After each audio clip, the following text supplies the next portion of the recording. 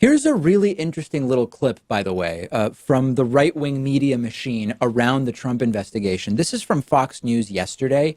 Even on Fox News now, anchors are starting to concede that, you know what, Robert Mueller's Trump-Russia investigation might actually have something. And before I play the clip, it's really important just to preface it by reminding you about the goalpost moving that's taken place, right? Early on, Fox News was fully on the there's nothing to investigate and no big investigation is going to take place. That was the first position Fox took. The investigation started. They were then on the there's nothing to find, there's no collusion, this will go nowhere and not last very long bandwagon. Then they moved the goalposts to, okay, if there was collusion, what crime is that anyway? That's not a specific crime. Then they moved to, well, okay, there might actually be some ancillary, incidental criminality by people loosely in Trump's circle, but it's not going to have anything to do with the real heart of Trump's campaign. It'll be little technicalities committed by people prior to the campaign that wouldn't even be on the radar of law enforcement were it not for the political attack that is the investigation into Donald Trump. And then we get back to reality. And of course, in reality, we're heading to sentencing for Trump's national security advisor. We're heading to sentencing for Donald Trump's personal lawyer, who was directly involved in the campaign. We're heading to sentencing for Donald Trump's campaign chairman. I'm talking, by the way, about Michael Flynn, Michael Cohen, and Paul Manafort. And then we also have lurking in the background, Roger Stone and Jerome Corsi, two Trump operatives during the campaign who believe they're going to be indicted and are negotiating with Robert Mueller, and it's looking really, really bad. It also, by the way, appears that Donald Trump's written answers to Robert Mueller might directly contradict what Michael Cohen, a cooperating witness, has said to Robert Mueller, that Donald Trump Jr.'s testimony might directly contradict what Michael Cohen told prosecutors. So it's getting really bad, and perjury, lying under oath, is now on the table for multiple Trump family members. So now we cut to yesterday. Even on Fox News, they're starting to admit it. Check out this clip where they have this right-winger Matt Schlapp on, who continues to insist that there's just nothing here.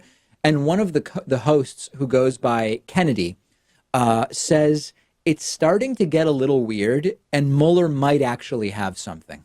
There's that. Can I say something very quickly? Put a pin in it, Kennedy. There might be something there. There absolutely might be something there. We don't know what Mueller has. He might have something. He might have something. Things are starting to seem a little weird. You know what else he might have? He might have something on the dossier. And I hope he does.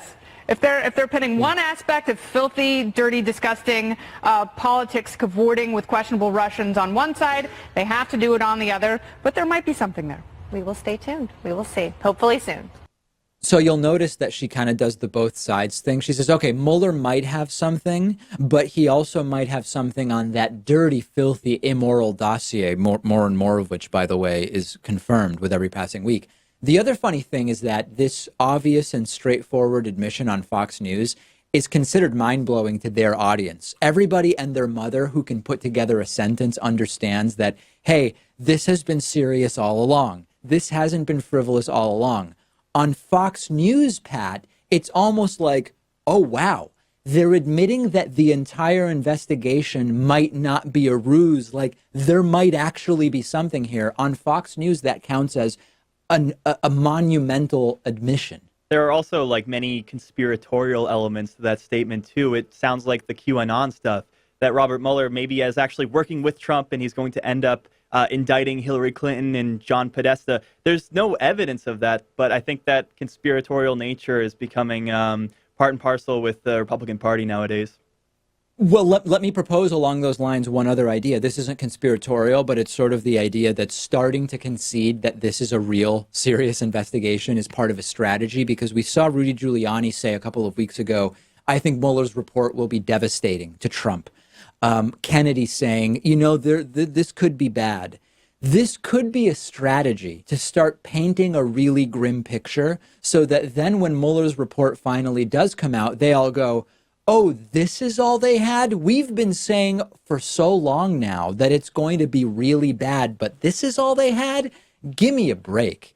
One other note, later in the segment, that Matt Schlapp guy, said Mueller has no case and that all Mueller is doing is, quote, taking the dirt he's gotten on people like Cohen and squeezing them to get everything he can out of them. That's what an investigation is. That's what law enforcement does. They talk to witnesses, they learn more about what people did, and they figure out who else to talk to and who might have committed crimes. Like Matt Schlapp defends Trump by just saying what an investigation is.